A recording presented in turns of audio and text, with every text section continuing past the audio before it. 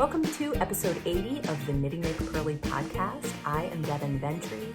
You can find me online over at knittymcpurly.com. You can email me at devin@knittymcpurly.com. And I'm on Instagram too as Knitty McPurly. All that stuff's down below if you forget how to spell it or you don't want to watch this video twice. You can find it there. Also, give me a thumbs up and subscribe too, please. That'd be awesome. And go buy an advent calendar. I have some left. I made a lot this time. And things like inflation and high gas prices are not making life any easier for anybody. And we need something to look forward to, gosh darn. So go buy an advent calendar. The link for that is below too. It's going to be, I always try to make it my best one yet. It's going to be DK weight yarn. We're making winter accessories that are totally wearable, totally giftable. One of those two things, or both. I don't know. How are you guys doing? I'm a day late, but not a dollar short, not ever. I'm a day late, but who cares? No one cares, right? I follow people on YouTube too, and if they're a day late, I do not care. This week was insane. It's May, and May is just a crazy, crazy month for all parents. It's just insane. But my daughter got her license today, so my oldest daughter, I no longer have to ride in the car with her, which I really will miss in one sense because that's the only time I hang out with her at all. So we'll have to figure out another way to hang out, but I also don't really love using up so many hours of my day that way. So it'll be really nice to have that time back. I've had a lot of like big life stuff that is not knitting related going on. I won't bore you with all that. I think I started talking about it in the first time or maybe the second or third time I started this video, which is at the end in the bloopers. So anyway, I've been trying to get on a regular schedule and trying to do things in a not extreme way because I do tend to go overboard with things when I do them. And I'm just trying to lead a healthier life. And I'm drinking tea and it's 1,000 degrees in here, or I'm having a hot flash, one of those things. So there's the fan. Let me just talk about how fabulous my earrings are. Can we just take a minute and admire these? I want to plug this company a little bit. It's called Grace and Wood Co. I found it from my friend Sarah on Instagram. She was wearing a fabulous pair of earrings and I was like, where did you get those? And so she recommended this company to me. It is a husband and wife team. They live in Texas. They make all their jewelry and I just like to support small businesses and I know you do too. So if you want these amazing earrings, these come in this size or also a smaller size. This is called the regular, even though they're gigantic, which I love. And they come in a light wood or a dark wood, and this is the light wood. But they have a ton of different cute earrings, and I love their branding. I just thought, got this little card in there that basically says, thank you. When you shop with us, you're not just supporting a business, but our family. That's true for Knitty McPurly too. That's true for all the small businesses. So whenever you shop on Etsy and it's not coming from China, look where it's coming from. Find the person who makes it. It's probably a United States mom maker or something like that who is supporting their family with their business. So anyway, I think that if you sign up for their text alerts, you can get 10% off. And they have a pair of earrings. This is the pair that Sarah had on that was like a special. They were donating the money from those earrings to foster care parents or something. I don't know exactly, but I think they foster children and they have a great little story. So if you're in the market for some fabulous earrings, go check them out. Okay, totally unrelated side note that has nothing to do with anything, but is super sweet and cute. And I know that you'll appreciate it as much as I do. The other day, Charlotte and I were talking. I don't even remember what we were talking about. It wasn't about what do you want to be when you grow up though. She just said this randomly. She said, Mom, when I grow up, I want to be a mom and I don't want to work because I want to be able to have more time for my kids. And I was like, wow. We're still going to make her go to college because you still have to know how to do something, but wow. I was like, that is awesome, Shar. That is a great goal, and that is what you should do. I love it. Filled me with joy. Okay. Progress and shop news. So I've pretty much been taking a break for the last 2 weeks. I had the big Mother's Day thing, and that went out. And the last 2 weeks, I've basically been driving. My oldest daughter got a job. So in addition to taking her to and from school, I also had to drive her to and from work. So I spent the past 2 weeks in the car pretty much. So I wasn't doing a lot of anything other than that. I do have, though, a new product that is going in the shop. It's not going to be ready right now because I have some beta testers lined up who are that's going to ship out to them on Monday, their product to test it for me. And I am going to gather their feedback and work on this. And hopefully sometime in June, this new product will be out. And there's that. So that's exciting. I've been working on retreat stuff, classes, getting those organized. I'm so excited. These classes are going to be awesome. And the swag bags. So if you have signed up for the retreat and you are planning on coming, please note that the second payment, which is the last payment, there's only 2, is due June 1st, and it's $250. And that's the bulk of the payment for the retreat. So kind of plan ahead for that. If you would like to come to the retreat, but you did not sign up for it, go ahead and get on the wait list. I do have a good sized wait list going, which is really nice because every now and then people do drop out. I've been charging a $25 fee for dropping out, by the way, because it's a pain for someone to drop out and to put someone new on there. But I have been able to refund people's initial non-refundable deposit that they made, $75 of it. So, those of you who came into it knew that it was a non-refundable deposit, but that I would try my best to get it back to you. And so far I have been able to get it back. I've been taking a $25 fee though, because there's a lot lost in that constant, moving of money. The credit card and PayPal and Shopify and everybody takes their little piece of it. So the $25 fee mainly goes to cover those little bits and also just, the trouble and annoyance of that. So go get on the wait list if you're interested in getting on, in coming to the retreat. The details of that are on the website. Okay. Yeah. So swag bags, I've been working on those. It's so fun. It's so fun. It's like just basically making presents, which I love. And a good portion of what you're paying to come to the retreat goes toward the swag bag. So that's really nice. Super exciting. I've also been working on advent calendars, which if you haven't gotten one and you would like a fun surprise to come to your house in October to give you little presents all through Advent, please go and pick one of those up. There are plenty left in the shop because, like I said, I made a lot. Okay, I think I said this already. Something new that I've been working on, and I've been dyeing yarn for almost 2 years now. Let's see what year I'm on. I'm on year 6 for pattern design, and about 1.5, not quite 2 years yet, but about 1.5 years of dyeing yarn. And one thing that you get from that kind of experience, and obviously, the more experience you get, the more you learn, is kind of where you want to go with your colors. I did a lot of small kits and just tried out a lot of different things. And I learned a lot about what colors I want for my brand and what colors I want to be able to offer you all the time.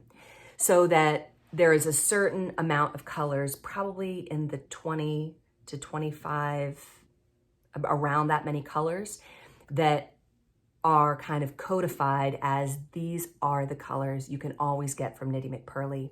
And so I wanted to make like a color card. I have one from Brooklyn Tweed, and when I was using their yarn a lot, I use that thing all the time because it really helps you see like this is what that color is going to look like, where it comes with a piece of the yarn attached to it. so you can see what that yarn is going to look like when it comes. I thought it would be cool to have the bases on there too, so that you could see the different things that are always available. So I've been working on that, and that is really fun. Like, what colors do I need to have the full palette? With obviously, you know, different interesting colors being introduced all the time too, but this staple with you know, a representative from every color and the neutrals and basically the semi-solids, not as much the speckles, which would be more of something that I would do on a, what's the word? You know, on a here and there kind of basis. So I've been working on that. If you have any thoughts about that, I would love to hear them, because it's a big project and it's just really fun. Like, it's really exciting. So my iPad died, so I have my notes as, it's funny that I hand wrote them on the iPad and then printed them. Technology. Oh gosh. Okay. This week's topic of the week is teaching others to knit. And at the end of this little segment, I have a video where I taught Charlotte how to knit. Okay, so I've taught many kids how to knit. I don't think I've taught any adults. I think I've only taught kids. And I think if I were to teach adults, I would do it differently. With kids, I always cast on for them and then knit the first row or round, depending on what you're doing, because I want them to focus on the knit stitch and just doing the knit stitch. So, you know, casting on is a whole nother skill, and knitting into the cast on row can be tight. So for me, I like to cast on for them and then knit that first row and then give it to them and have them learn how to do the knit stitch, because they have immediate success. Not like, oh, I've got to cast on like 80 stitches and then I have to knit. Like, that's just going to take too long. So, and it depends on the age of the kid too. I tend to teach kids between 7 and 10, and I'm thinking 10 is kind of like a sweet spot for when to teach them. 7 is a little bit young, but that said, I taught Alexis, my oldest one, at about 7. Gigi learned younger though. I want to say I taught Gigi around 5. And so by the time she was 7 or 8, she could knit like a thing. But today I taught Charlotte and it was awesome. She got it right away. Basically, and so what I'm using to teach kids how to knit is this free pattern that's available. It's available on the internet. It's linked through Ravelry like my patterns are. It's by Joanne Turcotte, Turcotte. I assume you say it just Turcotte. And it's called the Basic Rolled Brim Hat. And she came up with it as a charity knit, or if you wanted to, you know, send hats to people in struggling countries, or if you wanted to knit a chemo hat, that would be a great project for that. It uses US 7 needles and worsted weight yarn, and it comes in 3 sizes: child, adult small, and adult large. So when I was casting on for Charlotte's hat, I went with the middle size, the adult small, even though she's a child, because I want to say the child size hat was a cast on of, oh, I have it right here. Let me see. I printed it out, and this is the whole pattern right here. That's the whole pattern. And this is free online. But yeah, it was an 80 stitch cast on a US 7 with worsted weight yarn, and that just felt kind of small to me. So I went ahead with the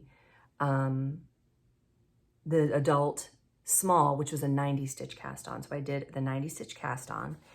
And I like to use the rhyme that I learned from Alana Dacos's book, Annie and the Swiss Cheese Scarf. She probably didn't make this rhyme up. I don't know where it originates, but it sounds like something that's been around for a while. But the rhyme is: in through the front door, once around the back, peek through the window, and off jumps Jack. So it's a 4-step rhyme for doing the knit stitch.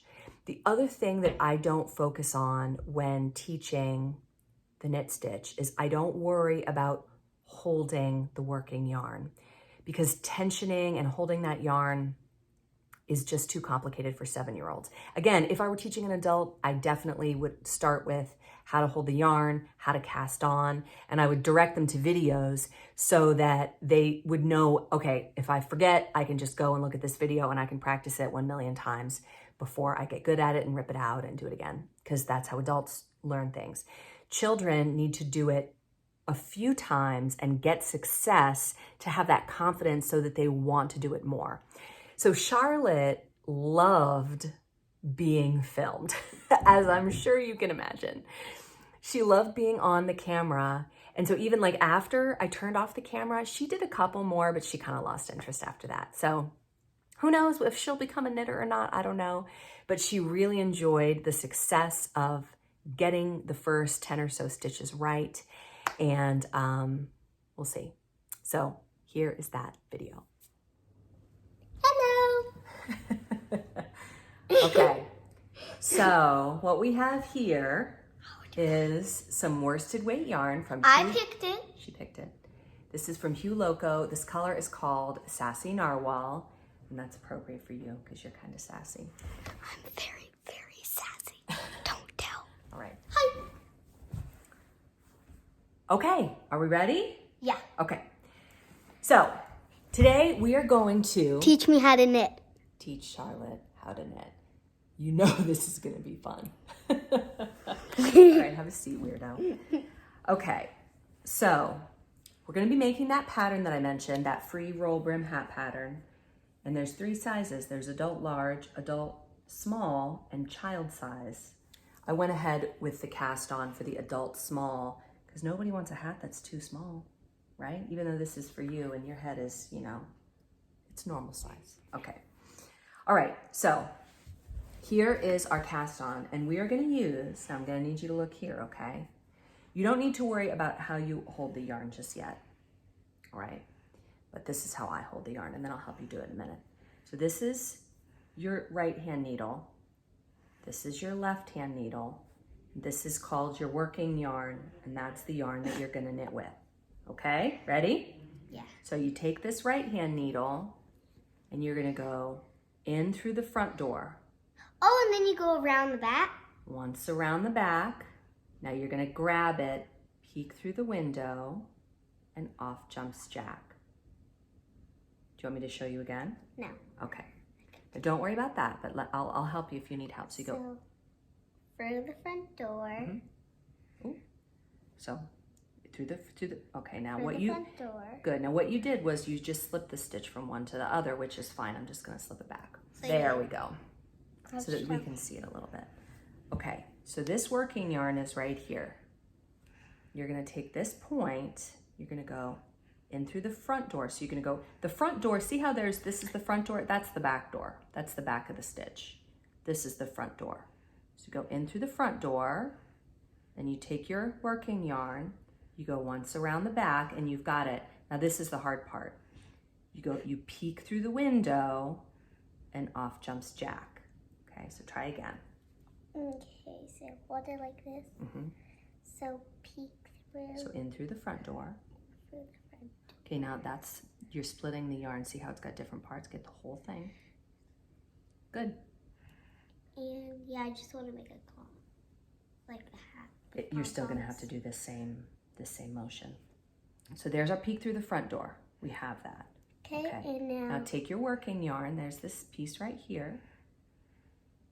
And you wrap it around here, okay? There, now you got it. Now you're gonna... Oh, you hold it like that. Peek through the window. Whoop, hold on, we lost it. Let's try again. The first stitch is hard, but that's how we learn, right? The first stitch is so easy. Your muscles don't know how to do it, so we just have to be patient.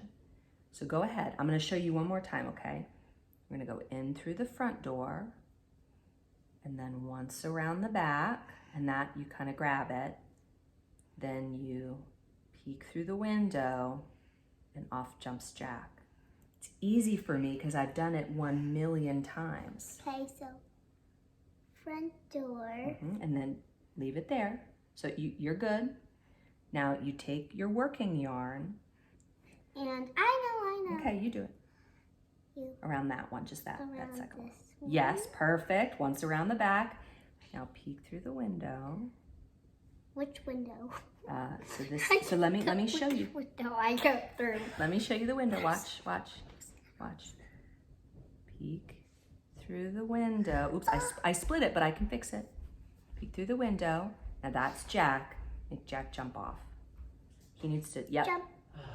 But don't lose that one. Jump. You did it! You did it! Okay, now we need to do another one. Okay, so let's, good. Door. So keep that needle behind this one. Now do like I turn that. it around? This way. Oh yeah. Oops, sorry. No, not that way. This way. Okay. I just did that. Okay. Now grab it, and this is the window right here. So you're gonna, so hold on, don't do that. Because it doesn't jump off this one. Don't do the window. I'm just gonna show you, and then I'll undo it. You're So gonna peek it out like that. Okay? Oh, okay. Peek. Yes. Now And this up is, jumps Jack. you did two. You did two. You wanna do another one? Okay. Let's do another one. Okay. In through the front door. Once around the back, perfection. And there's your window, right where that thumb is, that's your window. That's okay, try it again. If it falls off, you just do it again. It's not broken. Yeah, So, that's the point about yarn. You can't mess it up. okay, so in through the front door, other way, Out. this way. Yeah, once around the back, good. Now the window's the hard part. Let me show you. Ooh. Now hold on, let me just, hold on. Let me just show you so you understand. That yarn right there on top, this piece, is what we're pulling through the window. That's the window. Okay, so make sure you grab it and pull it through. So peek through the window. Yes, perfection. Goodbye, Jack. Bye-bye. Have fun at your friend. I just kind of pull it with my That's thumb. perfect. You take your time. And you can scooch these other ones over if you need more space. You're doing great. Perfect. You knit 3 stitches. All right, you want to do another one? You did it. Yes, you did all, well, I did some of those, but you did these 3. Those 3, and look how pretty they are. I'm glad I picked these. Do you want to keep going? Front door. Okay. And get out of my way. Other way. Oops. This way, yep. Once we're on the back. And Yes. Peek through the window. Off jumps Jack. 4! I'm gonna do 30, 100. Okay, let's do it. Sorry, people, I'm really sorry. No, you're doing, it's perfection. They love to wait. Yeah, because then you can watch the video. Mm-hmm. If you're impatient with us, we'll get angry and then kill you. That's maybe a bridge too far. Yeah, probably. So, good, yes. Once around the back. So this stitch we want to go. Yeah, yes. Now, if you need to scooch these guys toward the end a little to get Jack off, because Jack likes to... I hate you, Jack. Get out of my house. Well, this Jack just get out. No. That's... No, you did... Wait. Yeah, you did it right. Okay, so you jumped in. You're doing great. Keep going. I said you're just bad at I this. am. I'm the worst. 5. Okay, I want to do 6. all right. In through the front door. Once around the back.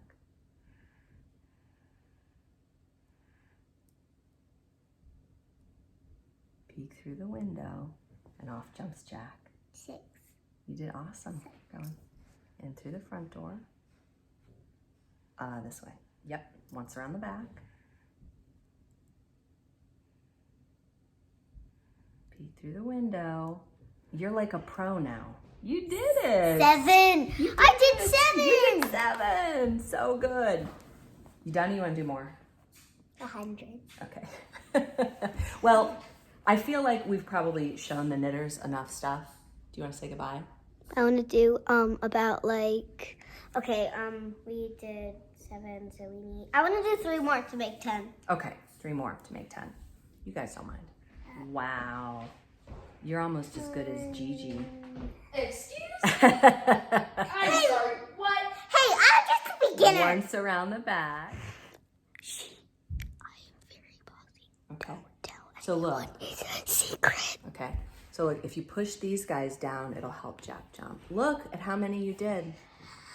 Look at those. I only have 1 left. Super good. One All right. left. We will keep knitting. Bye. I will also link that pattern below so that you can go and print it out like I showed you. It's just, you know, this much of a knitting pattern because it's basically cast on this many, knit for this many inches, and then there's this much to show you how to decrease.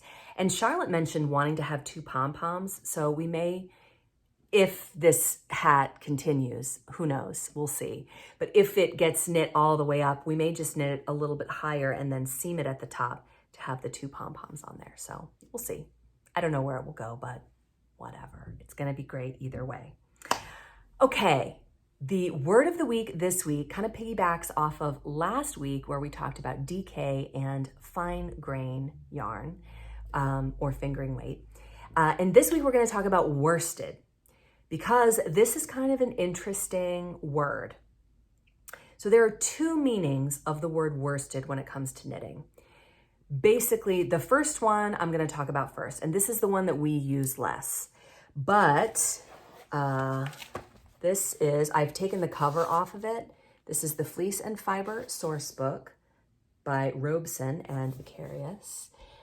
Because the reason I took it off is because I had it up in my living room and it just looks prettier without the cover on it.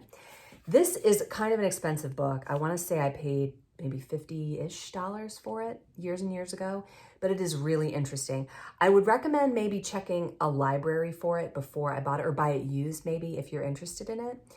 But it has basically all you need to know about all the different kinds of sheep breeds and different kinds of yarn, even the really esoteric sheep. Like it'll have a lot of stuff like this where it shows you the different, this is Soe fiber, okay? But it'll also show the different fibers knitted and woven. This is just one example of that, but it has a lot more in there. It's a really interesting book. This talks in depth about, where was it? Worsted and woolen yarn. So basically, with this first definition of worsted, it is a differentiation in how it is spun. So I'm just going to read this part to you right here. It says, worsted yarn is a smooth, strong, and long-wearing yarn that is used for the manufacture of wool cloth. So to make a worsted yarn, the carded fiber goes into mechanical combs, and the combing process gets all of the fibers fully parallel to each other and removes any neps or short fibers that survived the scouring and the slivering process. And if you're interested in the whole process, again, this book is a great resource. It also removes the tiniest bits of vegetable matter that may have survived the carding. So that is worsted weight yarn. And I'm gonna talk more about it as a type of spun yarn. And that's not the way we typically use this word, but again, it's kind of the more primary definition because this came first. Woolen yarn, on the other hand, is a softer and loftier yarn typically used for knitting and crocheting. A woolen spun yarn is like Brooklyn tweed is a woolen spun yarn. Woolen yarn may skip the combing process and go directly to the spinning frame, or it might be combed. But basically, you know, like Brooklyn tweed tends to have a lot of vegetable matter in it. Like there's a lot of debris in the yarn. And I think it's because it skips that process where it takes out a lot of that stuff. Every now and then in a woolen yarn, in a worsted yarn of this type, you will find stuff, but it's not nearly as often. So, some interesting facts about this worsted yarn and this woolen yarn. Worsted yarn was spun to make cloth, and that cloth was called worsted. So if you were wearing something made out of that was woven out of a worsted weight, I'm just used to saying that, out of a worsted yarn, then that garment could be called a worsted. I found this little tidbit on a website for tailored suits. I thought this was interesting. So it was the 12th century. Basically, the word worsted comes from worsted in Norfolk in England. W-O-R-S-T-E-A-D, like stead. And the worsted fabric was made in worsted around the 12th century. So from this tailored suit website, it says, at the same time, England was experiencing a migration of Flemish textile weavers, which immediately makes me think of the Emperor's New Clothes. Okay, many of which came to Norfolk. Before long, weaving came to define the worsted area. And yes, this type of cloth was soon known only as worsted. Here's a little bit of interesting trivia. Worsted cloth was known up until the 19th century as stuff. So the word stuff referred to worsted cloth. The whole idea was to differentiate it from cloth, which was always a woolen fabric. Stuff was generally used to describe any woven fabric that wasn't woolen. New fact, did not know that. Super interesting. That's basically the origin of the word. Now, this is where it got a little bit confusing. When we think of worsted, and when we as knitters use the word worsted, we are typically referring to worsted weight. And that is a middle weight yarn. I read online somewhere, they called it the Kim Kardashian of yarn weights, because it's kind of that popular middle child. It's the Gigi of yarn weights. It comes right in the middle. If you look, normally I have my iPad, but I'll put a picture of this up on the screen and we'll talk about this. Now this lists from number 0 through 6, which is super bulky. 0 being lace weight. Number 1, which is like a fingering weight or a fine grain weight. Number 2 is like a sport weight. Number 3 is a DK weight. Number 4 is worsted / Aran. Number 5 is bulky. Number 6 is super bulky. And number 7 is jumbo. And that's like that yarn I showed a few weeks ago that Gigi is using. That's super popular right now in the TikTok universe. People are making these sweaters out of this super, super fat yarn. But worsted kind of falls right in the middle. According to some websites, worsted and Aran are used interchangeably, but I've always considered them to be slightly different. Aran is just a slightly chunkier weight. It's like between worsted and bulky.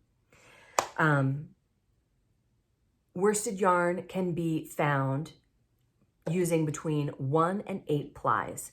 Plies, as you know, are those little thin strings that they twist together to make the full yarn. That's what Charlotte was kind of having trouble with when she was knitting. She would kind of split the yarn and get those plies separated. So the good thing about plies is that the more plies you have, the less your yarn is going to pill and the less it is going to break. Yarn that is a single ply, if you have used it before, you know it pills a lot. So single ply yarn is not good for something like socks or something that needs to stand up to a lot of wear. A shawl is great in single ply yarn. I have a couple sweaters in single ply that I really like, but they do pill more. So here is the part where I found trouble. I could not find the link between worsted and its origin in Worsted, England, in Norfolk from the 13th century and the yarn weight. I could not find the connection. If I had to guess, pure conjecture, I would guess that probably it was most commonly made in that weight, and that's where worsted came from to describe yarn as a yarn weight. But I don't know. I searched. I looked everywhere I could, and I could not find it. So that will remain a mystery. If I find it, I'll tell you next week. How about that? Okay, moving right along. This week's knitting fantasies are going to have to remain pure fantasy, I think, because I don't know that either one of them is a released pattern yet. But basically, Isabel Kramer's Instagram page has me drooling as always because she is just so amazing. She does a lot of fingering weight sweaters, which makes me think she has a lot of time. I just don't have time to knit. I do them because I like a fingering weight sweater, but I just don't have time to knit a lot of them as much as I wish that I did. So she has 2 pictures. The first one I'm going to put up is a very plain t-shirt. And what's interesting is I had in mind something similar to this, but with a different construction. This looks to me to be a top-down raglan, and it's so basic, and it looks like it has twisted rib around the bottom. It's really, really pretty. And of course, she's so slim that everything just looks amazing on her.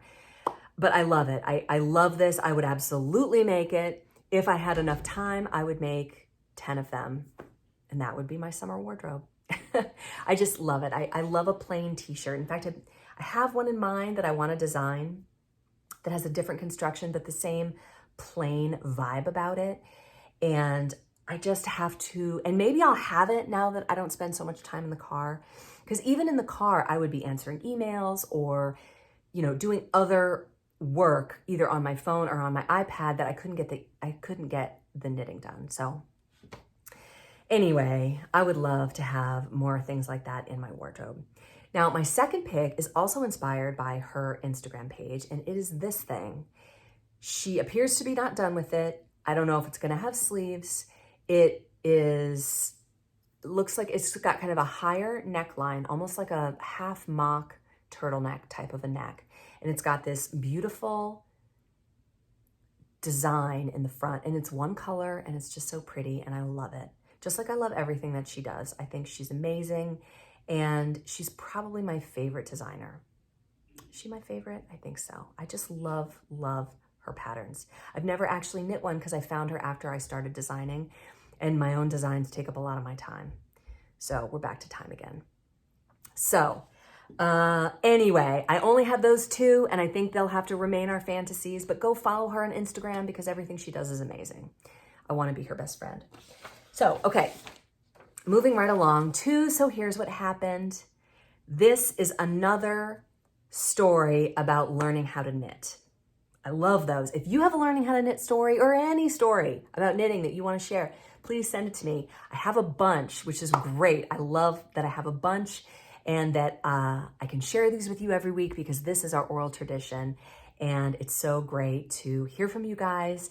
I love a video. Video's awesome because I love to see your faces. But if you don't want to send me a video, type it out and I will read it like I will do this one. This is from a knitter named Dale. And here's what she says. She says, my great-grandmother, also known as Big Grandma. Oh my gosh, I love that. I hope when I'm a grandma, you know how you get to pick your name? I want to be Big Grandma. Whether I'm big or not, I want to be big. My great-grandma, Big Grandma, knitted and crocheted. So Grandma crocheted, 2 of her aunts crocheted, her younger sister Madison crochets. So she's surrounded by crocheters. So it's Thanksgiving, 2013. Madison and I were at Aunt Laura's for a week. I sat on the steps leading into the den and watched Aunt Laura and Madison crochet. I didn't want anything to do with yarn at this point. She says, I had always eschewed anything to do with yarn. I just had no interest. So this is a different story from the one from Jennifer. Gosh, I am the worst with names. It's a chemo thing. I swear. I cannot remember anything after chemo. Hopefully my brain cells will regenerate. We'll see. But her story was different where she saw it, and that's how I was. I saw it and I was like, I have to do it. I was compelled to do it. So at this point, Dale is not there. That's not where she is. She's like, I'm not interested, whatever. So it takes a couple days. She's hanging out with Madison, Aunt Laura, and she's like, okay, this looks interesting. And I'd kind of be curious to know, Dale, which part of it got you? Was it the finished product or the process? Which thing got you so interested? For me, it was the finished product, and then it was the process. Like, I love the process after I realized that I could make these things for myself. So she says, this looks interesting. So the next day she thought, I wonder if I could do that, but she didn't say anything. So this is a slow process for Dale, okay? So she's on the drive, looks like they're on the drive home. It's an 8-hour drive. And she's like, I didn't verbalize my thoughts until Madison and I were well into this 8-hour drive. Probably Dale is an introvert. She's processing this stuff on the inside. And I said, how difficult is crocheting? So Madison, sensing her opportunity, says, are you interested? And Dale says yes. So that's it. That's the whole conversation in the car. So within 30 minutes of arriving home, so at this point, the wheels in Madison's head are going, all right? She's like, Dale's interested. I am all over it. So within 30 minutes of arriving home, she brought me a book, a hook, and some crappy yarn, Red Heart Super Saver, and I learned. She says, there were a few meltdowns. Of course, there has to be a few meltdowns, but I was off and running. So in 2019, 6 years later, a shawl pattern spoke to me. The shawl pattern haunted me. Unfortunately, it was a knitting pattern. I couldn't crochet it. It wasn't going to lay right. I think that's interesting that she says it wasn't going to lay right. I'd be like, those are two totally different things. The two paths shall not cross. So she says, I didn't think I could manage 2 sticks, but I had to have that shawl. And that's the moment for a lot of people. They want the thing. So she says, again, Madison and she are at Aunt Laura's for Thanksgiving again. Was it Thanksgiving? Yeah, again, Thanksgiving. So we had needles, we had yarn, and we had the pattern, so we learned. She says, we still both crochet a little, but prefer knitting now. Did we finish the shawl? Not yet. That's awesome. I love it. I love it. And I love how finding a finished product that speaks to you is that thing that gives you the impetus to learn. For me, I've said this many times, it was Joji Locatelli's opposite pole sweater. This was hard. And I was a beginner and I was like, I don't know how to do this. And I went into my yarn store and I was like, what the heck is this? And basically it's a rectangle and then you knit all around with cables and short rows all around. And I did that because I wanted the sweater so badly. And now I own that sweater and I almost never wear it because it is so warm. And I have gained a little bit of weight since then. So I would need to lose a little weight for it to look good. But it was such a great learning experience. And it's that thing that propels you and gets you going to learn how to knit, in this case. Could be how to crochet, could be anything. How to cook, whatever. I love that. Thank you so much, Dale. That is a great story. I have all sorts of bloopers for you today. I don't think Rocky has appeared in any of them, but Charlotte has a lot. She loves to be in front of the camera. It's so sweet. She's going to be a vlogging mom, stay-at-home mom. Oh gosh. All right. I'll see you guys next week. Bye. Hello. Welcome to the Knitty McPurly podcast. It's been quite a week, actually. How's everybody else doing? I have my tea in here. It's so good. Gigi's mowing the grass, but she's almost done. So we're almost there. This week has been insane. My oldest daughter got her driver's license today. Yay! And that's part of the reason why I didn't have a podcast yesterday. First of all, no one cares, right? You don't care whether I do it on Friday or Saturday. And yesterday I was kind of a disaster. I hadn't had enough sleep and I have a tendency to go too extreme in general, like on everything. I don't just exercise, I exercise too much. I don't just cut calories, I really cut them, I don't just work, I work all day long. And I'm learning how to be more balanced and just basically to adult in a way that most people kind of naturally know how to do already, but I especially need to figure out. Well, hello. That door was locked. I have a spare key in my room. Incorrigible. Incorrigible. What do you have to say? You may interrupt one time. This is it. So Where's Gigi? she's mowing the grass. Actually, I think she's If I done. can have her donuts. I think Where's that the key? she is in the garage. All right. You can just start that video. I can't find my key.